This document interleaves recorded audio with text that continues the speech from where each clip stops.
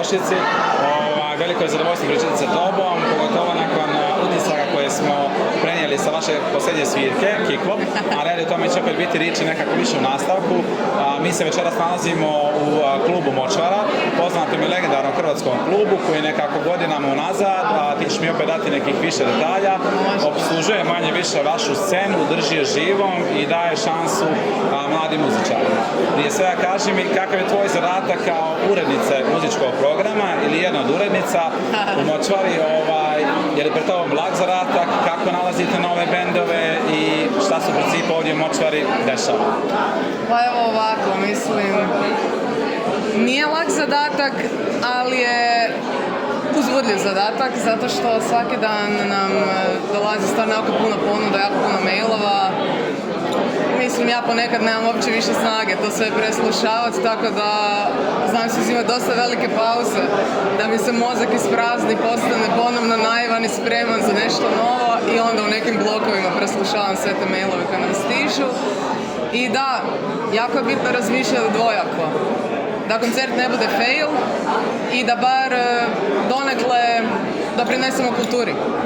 U smislu, čak i da je neki koncert fail, a mi vidimo potencijal u nekom bendu, velika je šansa da ćemo odabrati, da jednostavno dobiju šansu prezentirati se našoj publici. Tako da ne razmišljamo samo o parama. Tako. Nekako emisija uvijek stvarno toplo i dobrodošla kad podržavamo mlade muzičare, to jest ne moraju to biti mladi nominalno, ali nove muzičare. Da, mislim, netko ko još nije etabliran. A mislim, malo, pogotovo nakon korone, to sam primijetila, jednostavno postoje te nekakvi rizični faktori. Tad smo se našli u jednom okruženju koje je bilo nesvakidašnje. Ljudi su se doslovno morali prekvalificirati. Mnogi klubovi su se zatvorili jer ova branša više nije imala smisla. Odjednom se desio jedan rez i mi smo zapravo bili jedini klub koji tada radio. Svaka čast. Da, što je bizarno, imali smo restrikcije da u prostoru unutra koji inače prima do 500 ljudi smije biti samo 23 osobe, uključujući i bend. I mi smo lijepo zvali mlade bendove na koje bi inače došlo 20 ljudi. Ljudi su sami nosili cuger, ni šank nije smije raditi, tako da je. Večeras je koncert etabliranog muzičkog izvođača Mileta Kekina ovdje u Močvari. Koliko upravo takvi koncerti, kakav je Mile Kekinov ili neki drugi, da kažemo, tih prestižnijih imena i značajnijih za hrvatsku muzičku scenu, upravo nekako i doprinosi razvoju te, ali kažem, alternativni, ali nekako da kažem, nižeg ranga na neki način. Da, mislim, apsolutno je zanimljivo što ti veći izvođači ipak ponekad vole doći svirati u manje klubove. Na taj način se sjete svojih početaka i na taj način ih i neka publika može vidjeti u malo intimnijem izdanju. I mislim da je to dosta bitno, pogotovo za dobivanje nove publike, dovođenje nove publike u klub.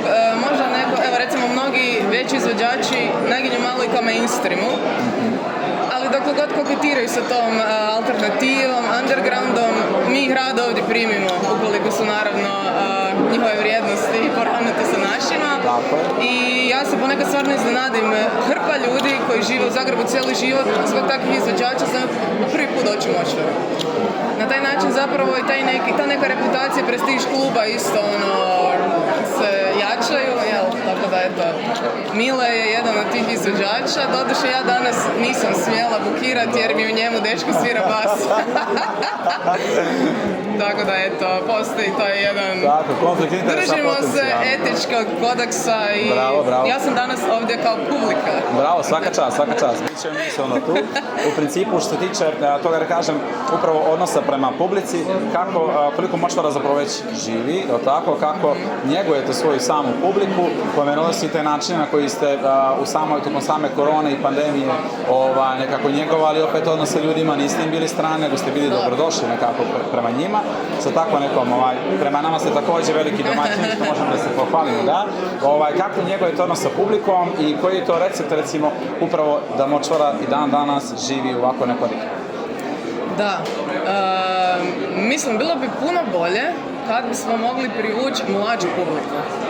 Mislim da se baš vidi taj generacijski jaz, ljudi koji su, na primjer, 10-15 godina mlađi od mene, a već su onako punoljetni, stvarno ne dolaze na koncerte. Tako da, eventualno možda razmišljamo da malo krenemo više više bukirati neke žanrove poput trepa koji jednostavno, evo, moramo ići korak s vremenom. Koliko god ja ne voljela taj žanr, vjerojatno bi valjalo da ga malo istražim, nađem neke kvalitetne izvođače što se tiče mog ukusa općenito, možda neki bendovi koji imaju neku dublju poruku od kurve, pare, droga. Da. Tako da eto, definitivno bih htjela da idemo u tom smjeru, jer za sad nam mladi ljudi dolaze samo na slušaonice i to Balkan rock.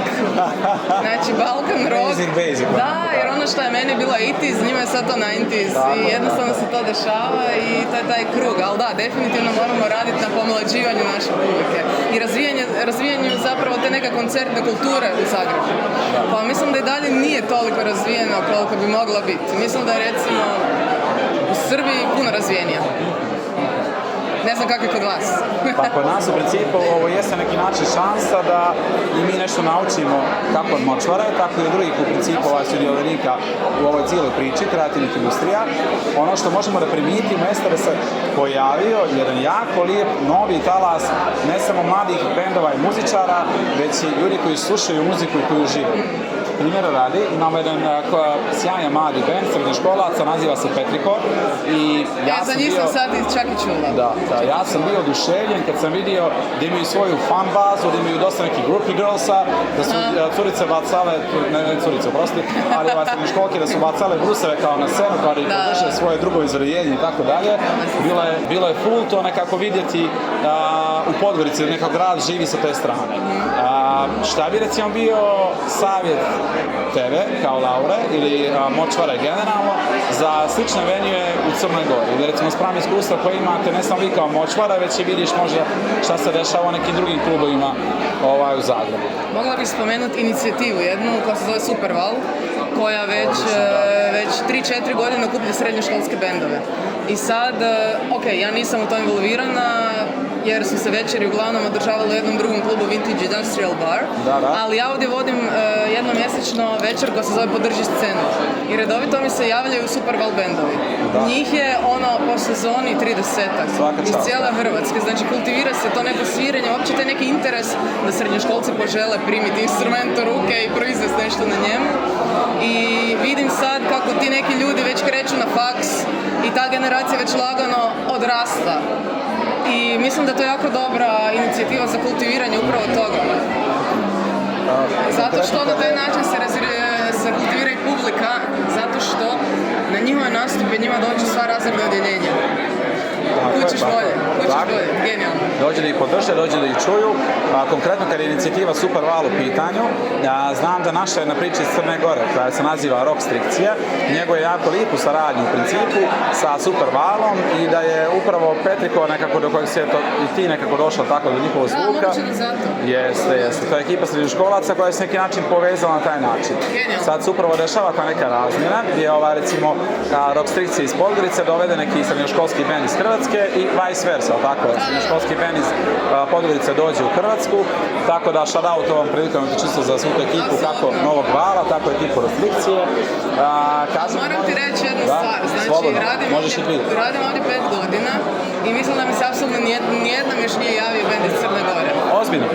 Da. Pa o tome ti pričam. Prostora za mlade bendove stvarno ima, jer vodim ovdje nekoliko projekata koji jednostavno i financijski podupiru inozemne bendove, mlade inozemne bendove, tako da evo, proširi, molim te, Hoću, naravno, možeš i nam to manje reći nešto više upravo o tim projektima, ali evo čisto da dam ja neki šlagovor na ovu cijelu tematiku.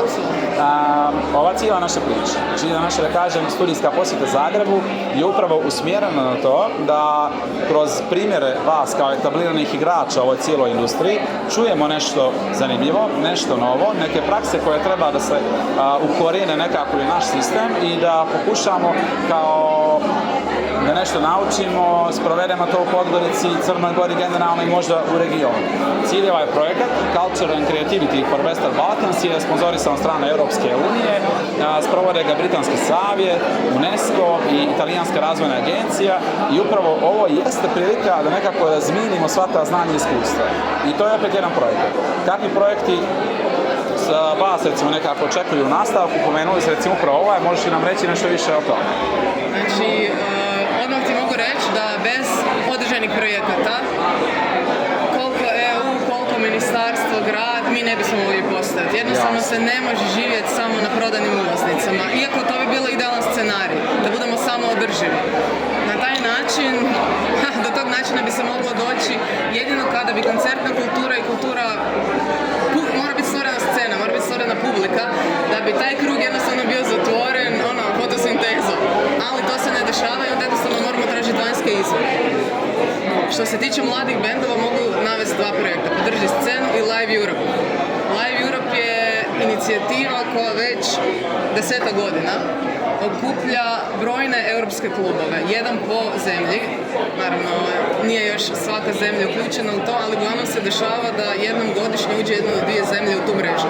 Mi smo u Hrvatskoj jedini klub koji je dio te mreže i ja godišnje dobivam sredstva za 50 koncerata mladih bendova. Bravo. I bez toga ja ne bi mogla ništa. Bravo.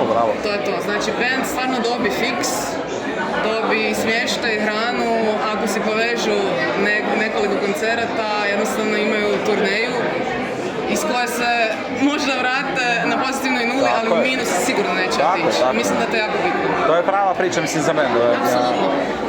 A što se tiče Podrži scenu projekta, to je baš naš projekt.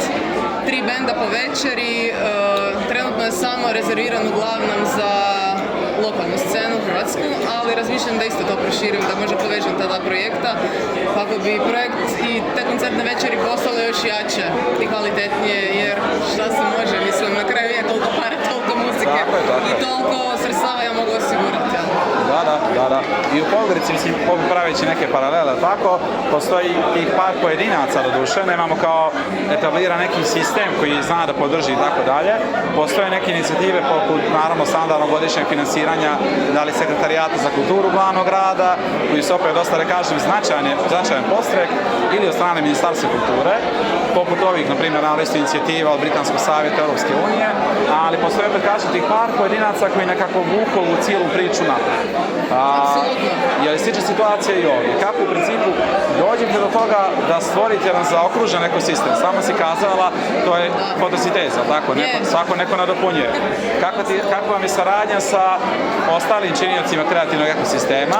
Primjer radi, na In Musicu je sviralo mnogo benda koji su vjerojatno i ovdje nekako prešli, imali stage upravo u Močvari.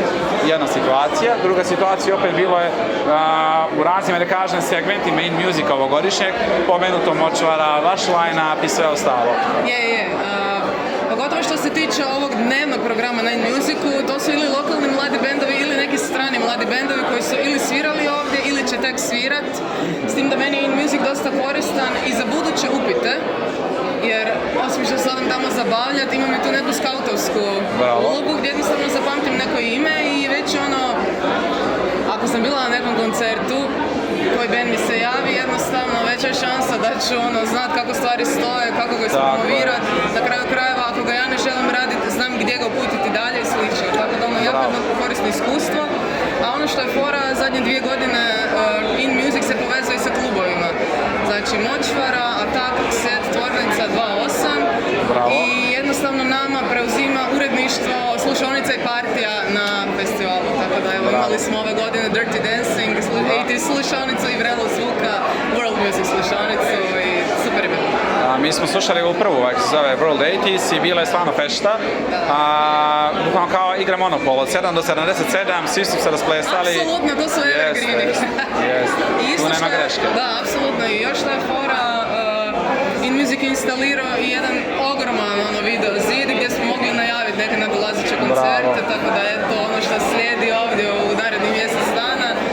Pretpostavljam da se puno bolje zbog toga ispromovira. Bravo. To je prava priča nekako. Da i veliki igrači podržave manje, jer bez toga nekako i ne može ova cijela priča da raste. Točno to. Pred sam ovako kraj, pošto opet nekako da kažem, naša misija dolaska našeg u principu jeste da izvučemo te neke dobre prakse i da ih prenesemo našim prijateljima u Crnoj Gori. Koja bi bila neka tvoja poruka kako za venue, u čijem svojstvu smo mi u principu razgovarali sa tobom danas, ali tako možda za bendove, ljudi iz kreativnih industrija, šta je to što bi Laura Tandarić poručila nam? Prije svega, ovo mora biti poziv. Znači, ovo je lifestyle, ti jednostavno ne radiš 9 to 5 i odlaziš doma prazne glave,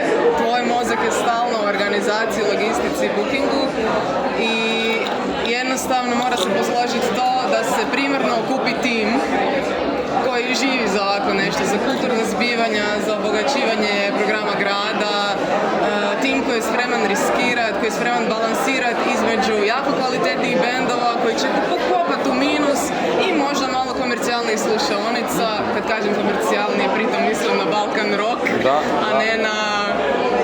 znamo šta. S tim da znaš šta, mogu ti reći čak da je to komercijalno danas, ono više nema neko značenje, dokle god se tome pristupa malo ironično. Mi smo komotno tu isto imali Taylor Swift Night. Neko bi to nazvao komercijalom, ali opet to je isto ono neka niša. Jer zapravo u Hrvatskoj je komercijalna estrada koju ne želim ni primirisati. Ali da, mora biti tim koji je spreman riskirat, koji ovo jednostavno obožava i koji nije ovdje primarno zbog profita, jer onda jednostavno ciljevi postanu krivi, samim time se do tih ciljeva krivo i dolazi. Stvari tako ne funkcioniraju. Stvari funkcioniraju tako da kada nešto voliš, prirodno je da s vremenom dođu i pare jer si u tome dobar. Bravo. Laura, hvala ti na svemu. Želim ti u principu puno sreće u nastavku karijere, kako u vidu Močvare same po sebi, tako i u vidu Nemanje, Kiklopa i tako dalje. I hvala još jedan put što si ovako prenio neki baš lijep glas iz same Močvare. Hvala ti. Vidimo se u Crnoj Gori. Tako, vidimo se 12.9. i Močvare za Galama Art.